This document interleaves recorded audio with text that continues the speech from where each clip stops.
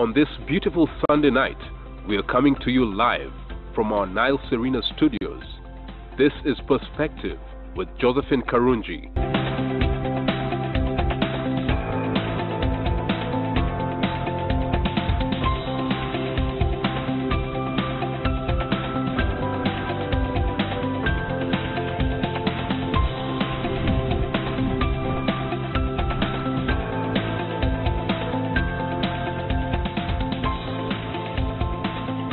A very good evening, and thank you for joining us for yet another episode of Perspective with Josephine Karunji.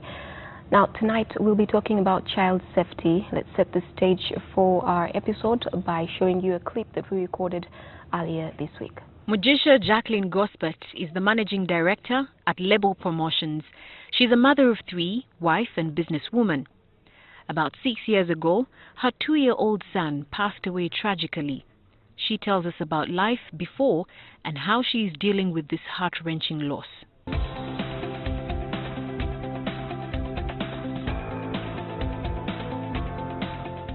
Well, my name is Jackie. I'm Jacqueline, actually, Mugisha. I'm a businesswoman. I'm the managing director here at Label Promotions. I have 3 children, and I'm a wife to Mr. Mugisha Paul.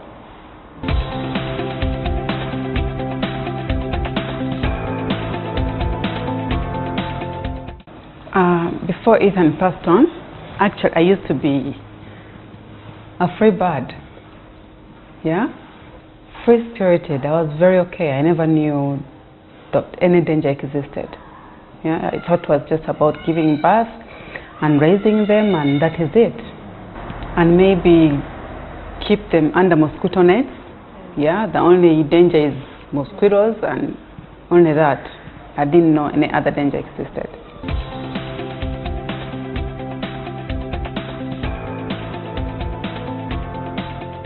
I remember it was a Thursday at around 10ish. My husband, we were looking for a house back in TZ. We were looking to buy a house, so he called me telling me that the broker is waiting for me outside. Yeah, I should go and check out a house somewhere. I was with my sister, my young sister, that day, and Ethan was outside. He loved playing outside. He loved being with the big guys, the scurries. He loved sitting with them, and they loved him too. So I get out of the house, I enter my car, my sister enters, and I'm reversing back. I'm feeling like, you know, like I'm getting stuck. My car is getting stuck on something, and I turned my car, and then when I was waiting for the scurry to open the gate, I turned back on my compound, and I see my son lying down. And I'm like, what is Ethan doing lying down there? So I get out quickly with my sister. I go and I find my son in a pool of blood. I did not hear any sort of screaming. He wasn't crying. He was just snoring. He was snoring. I don't know, in pain.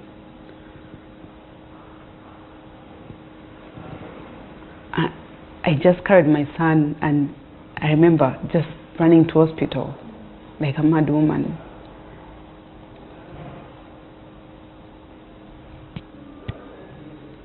And the next day he passed on at around 9.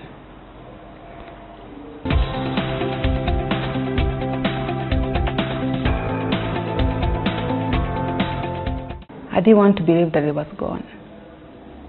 I thought it was a nightmare. I thought it was a bad dream. I just wanted to sleep.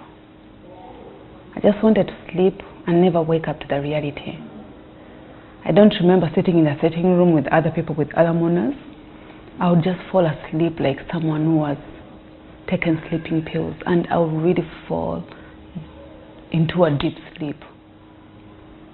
And I would dream about him, like we are together, we are okay, we are, you know, nothing is wrong. And my support system actually was my husband. My husband was there for me.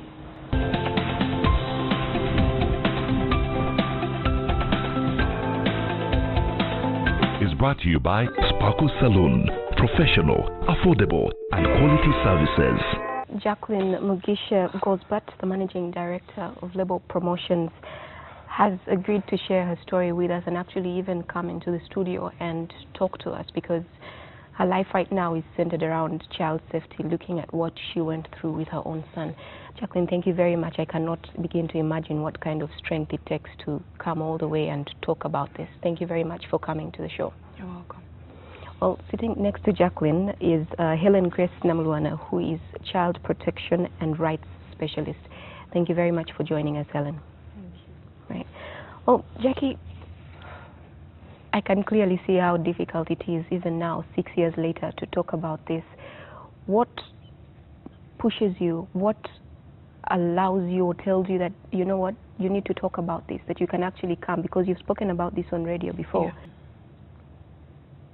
It is still painful, yeah, and I feel like it is my duty to tell the story and to put it out there and to make sure it doesn't happen to other children. You said it happened when you were in Tanzania. You Yes. lived in Tanzania then. Yes. What happened after? Did you go to the police? Did the police come to you? What happened? No police came to me. I took myself to the police station. I wanted to pay. I felt like I have murdered. I'm a murderer. I'm a criminal. And I wanted to spend the rest of my life behind bars. I wanted to feel the pain. I wanted to feel pain. And they refused to jail me. What did they say? They told me, go back home. You did nothing wrong. The law did not love your child more than you, the mother. And I went back the second time. They called my father. I kept on going back to the police station, begging them to put me in jail, and they kept on refusing. What was the reaction from your family, from your husband, your parents? My parents were there. My husband never asked how it happened. Yeah, he feared. He didn't want to ask how it happened. And my parents,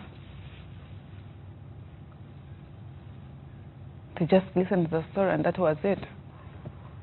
I remember I went through a couple of things. I did a lot of things because I wanted to feel pain, you know.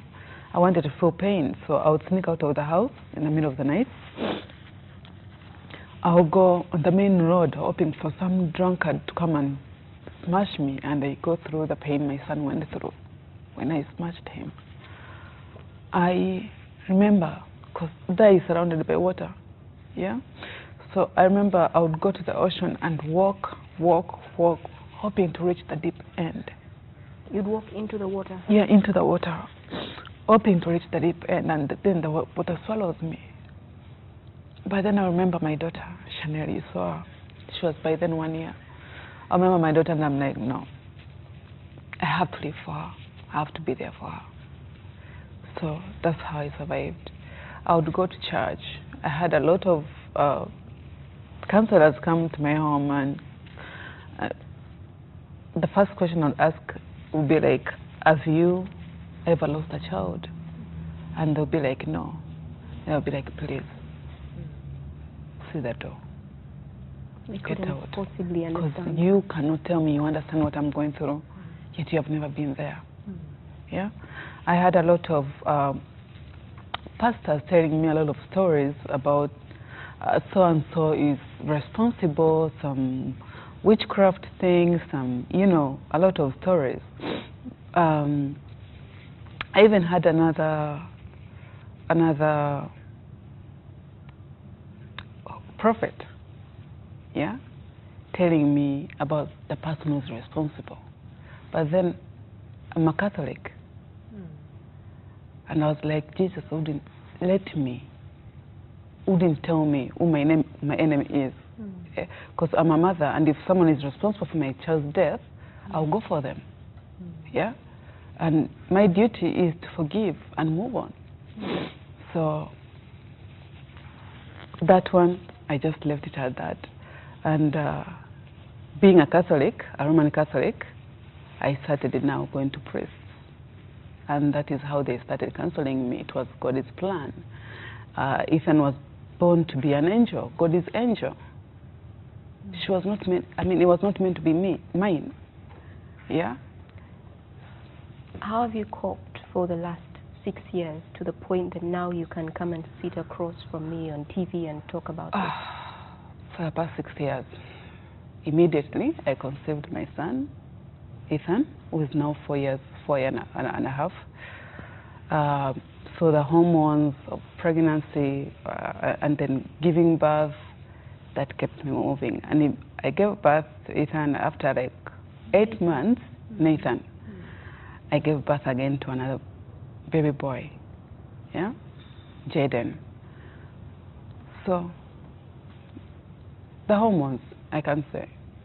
And now that I'm not giving birth again, it's hitting me back. And the more I keep hearing stories of other children going through similar situations, I fall back. So I cannot say that I'm healing. No, I will heal if these things are not happening. I will heal if people stop sweeping these things under the carpet, if they talk about them freely. It's no one's fault. It wasn't my fault. I loved my boy more than anything, but it happened. When you say you keep hearing that these things happen, and I told you earlier I was looking online to see how many cases, and I found it's everywhere. How common are these cases in Uganda? Would you have any idea? Are they as common as we hear this story and we think, oh my goodness, but then there are more happening?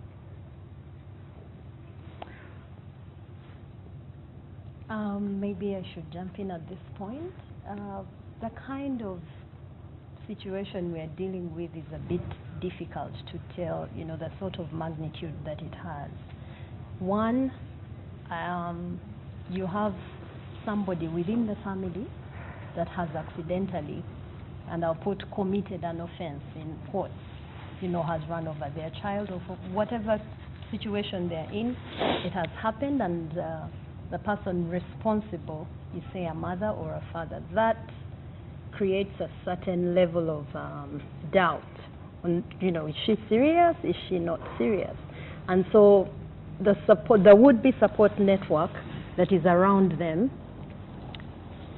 has two options: to either believe them or not believe them. Unfortunately, they tend not to believe them. And because of that, the incidence of reporting even becomes lower. So can we say it's not as common? I would say it's a yes and no answer. Because we don't really know. We don't really know. Secondly, the justice system itself, you will be guilty until you prove yourself innocent.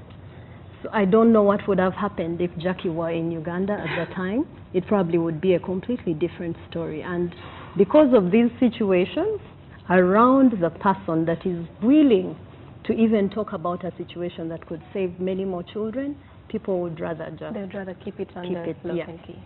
Well, this conversation is going to continue. Let's take a short break and we'll be right back.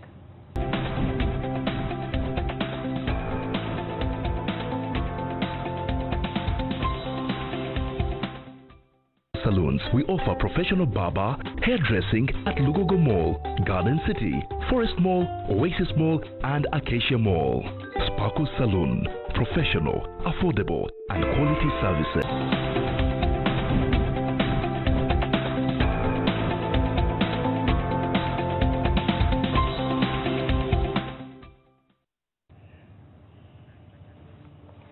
Welcome back. We are coming to you from the Kampala Serena Conference Center Nile Room, and again tonight our topic is centered around child safety.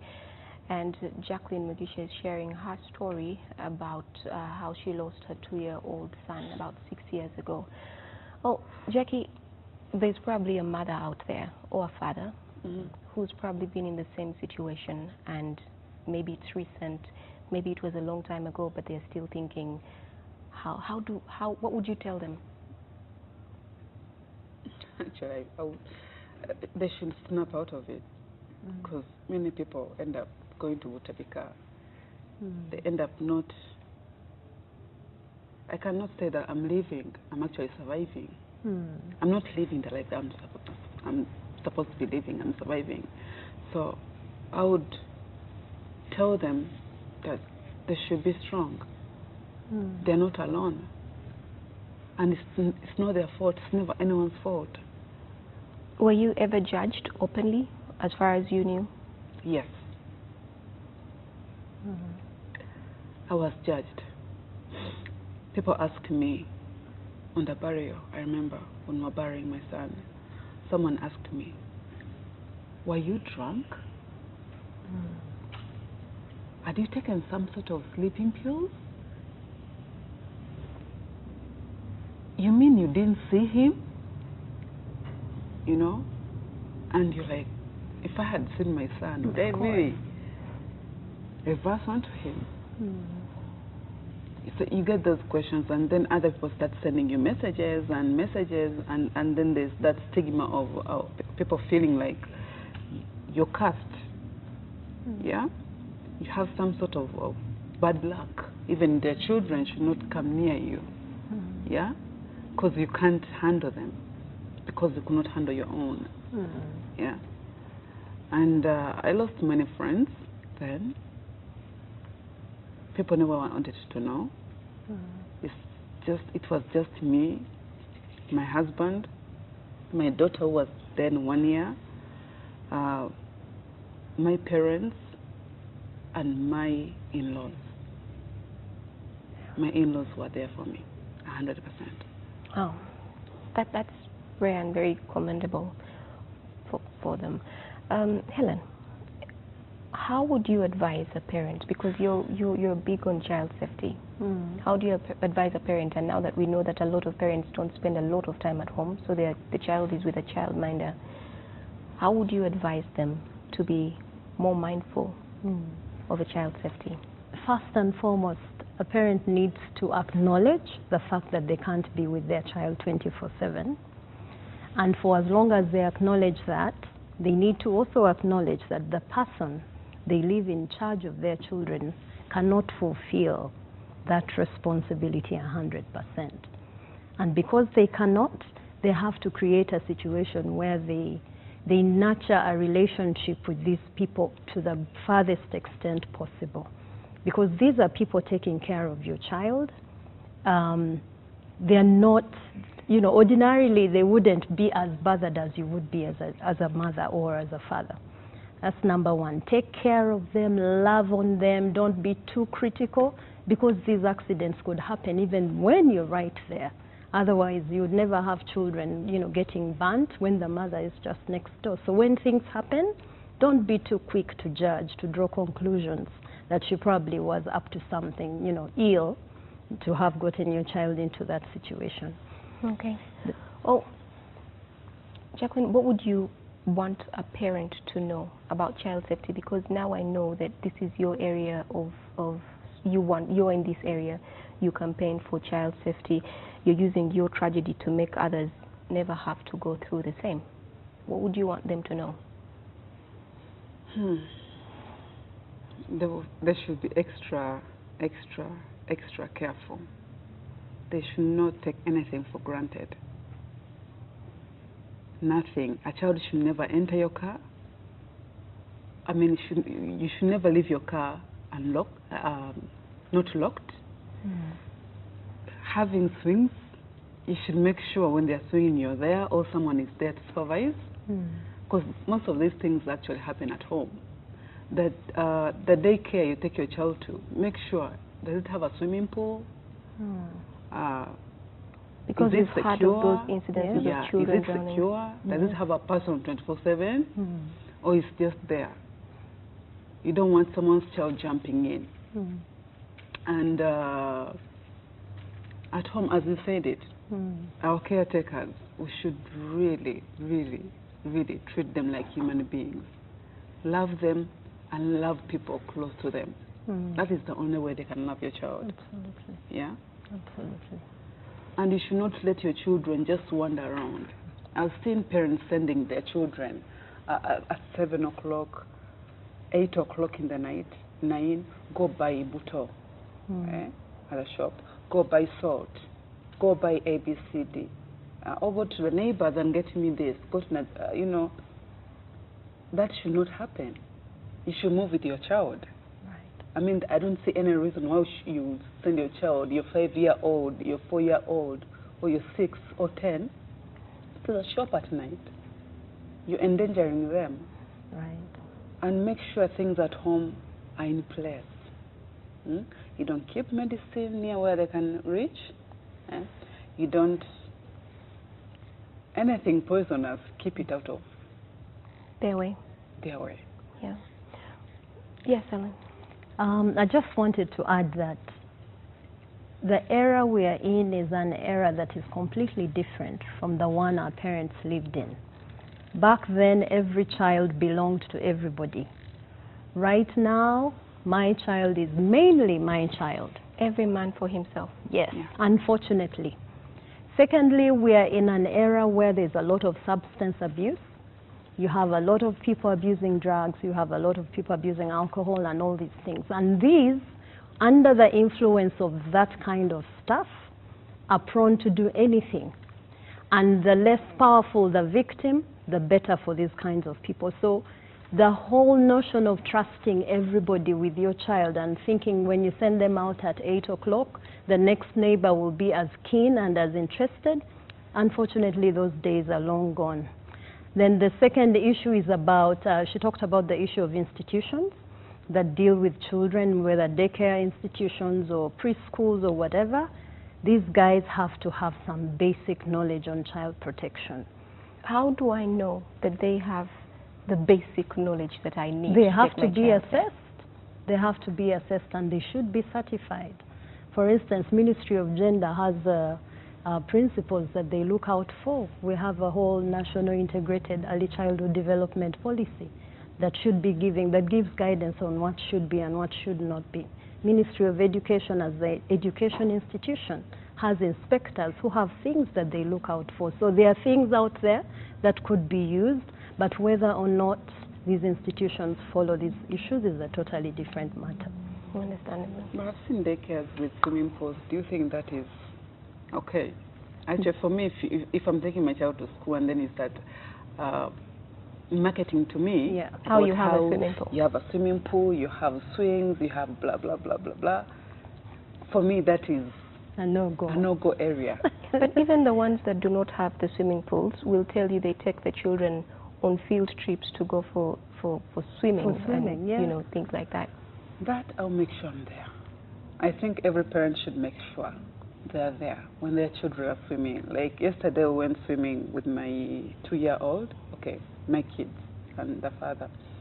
And then my 2-year-old was like, jump, I jump, 1, 2, 3, he jumps into the water.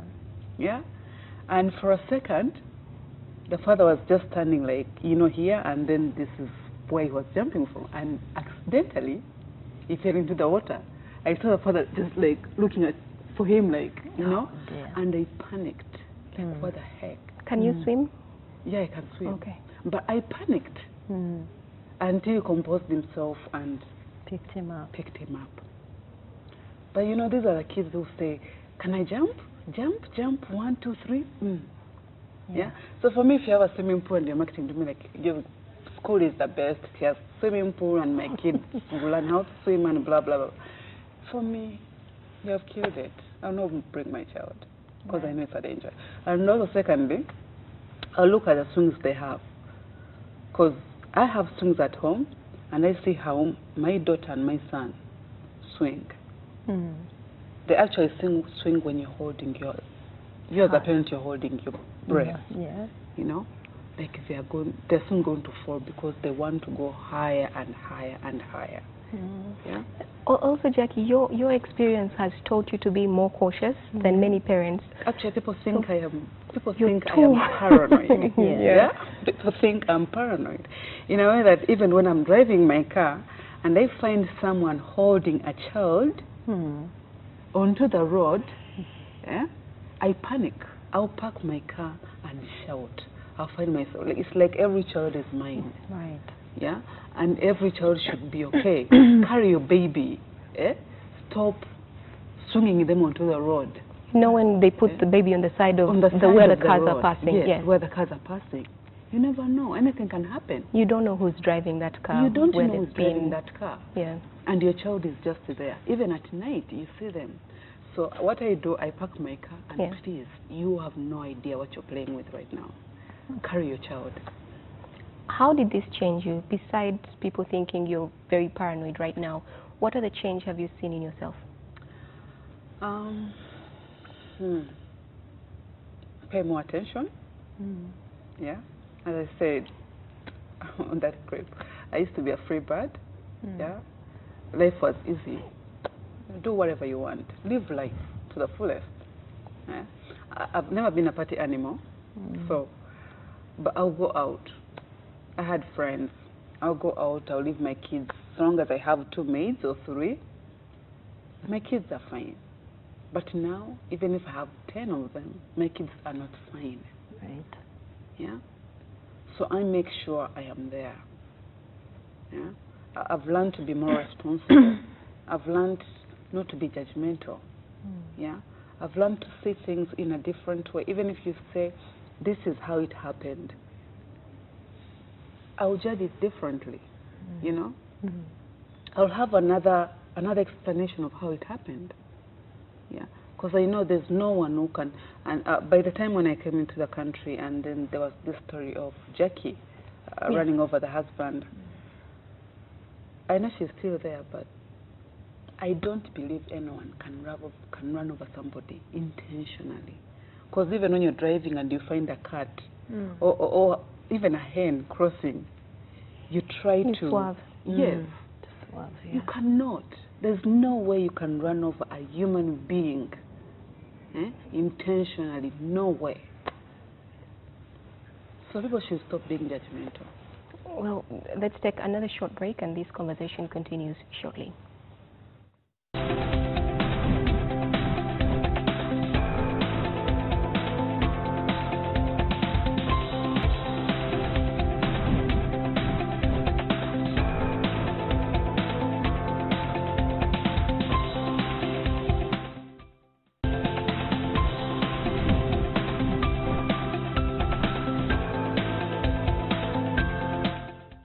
Is brought to you by Darkline.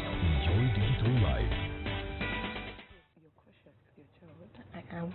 Welcome back. I'm still talking to Jackie and Helen in the studio, and we're talking about child safety. Jackie, I wanted to ask you about work. You were working before when you were in Tanzania? Yes.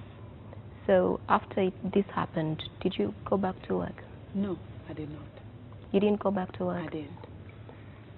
As I told you, my work was to go to the cemetery and lie on my son's grave and sing all these songs and leave him a sandwich there, buy toys every single day, buy flowers every day, and take to my son's grave.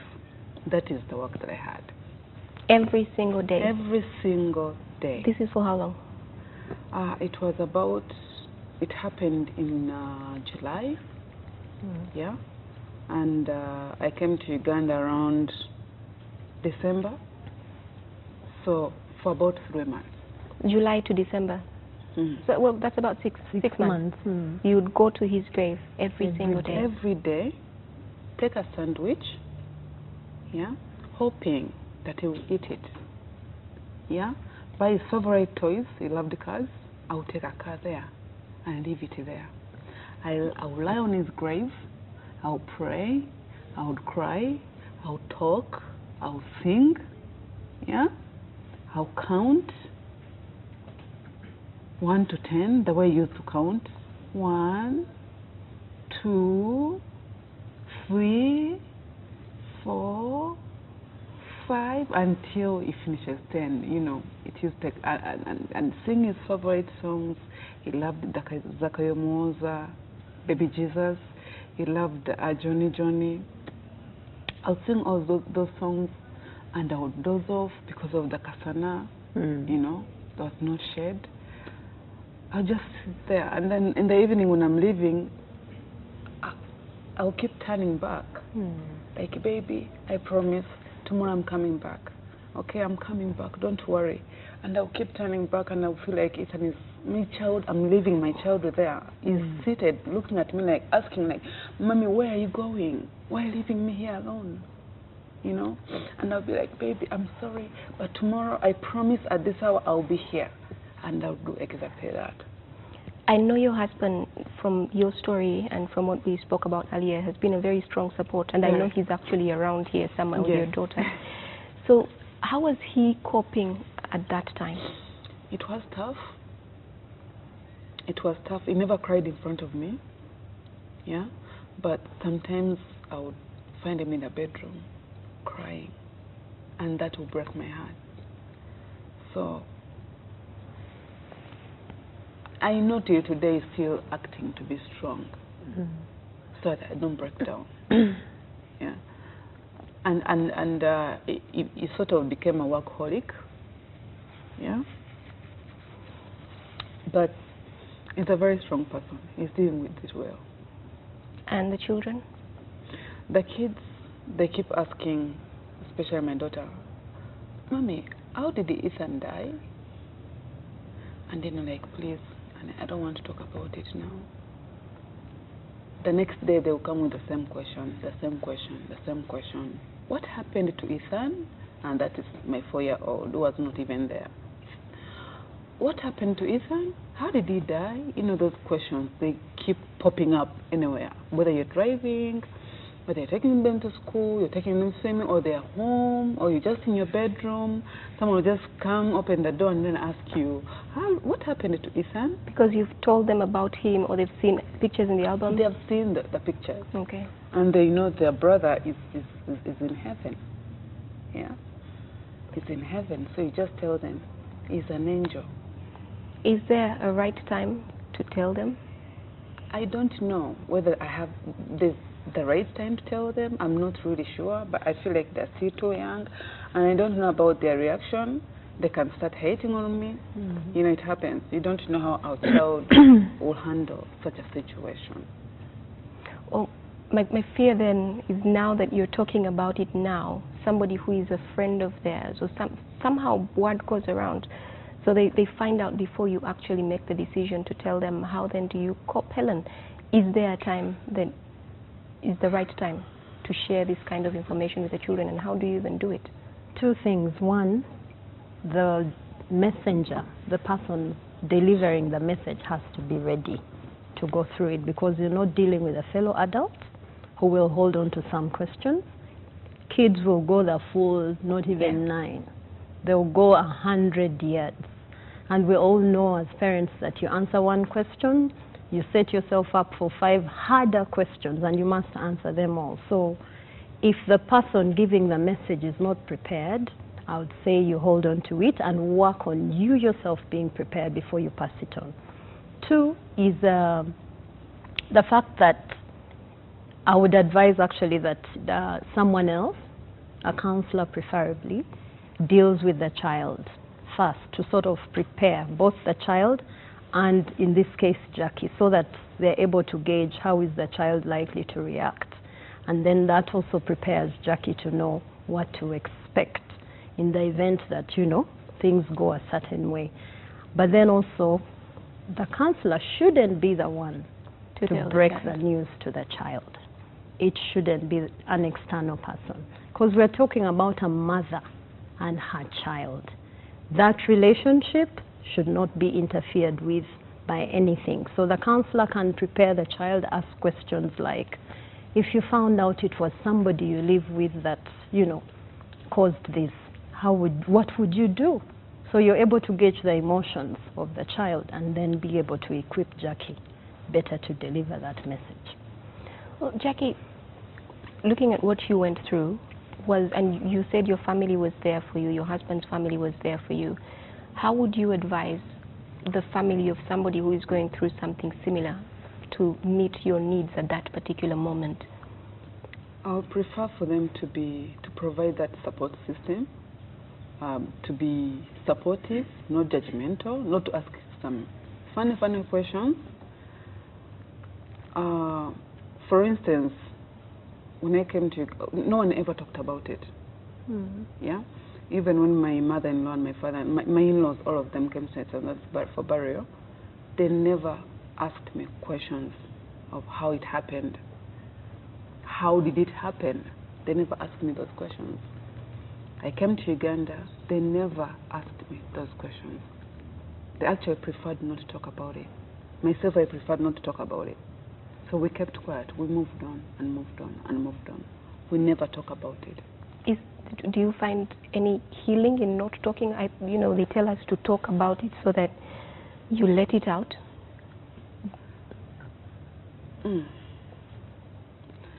talk about it when you're ready. When you're ready. When you're ready. And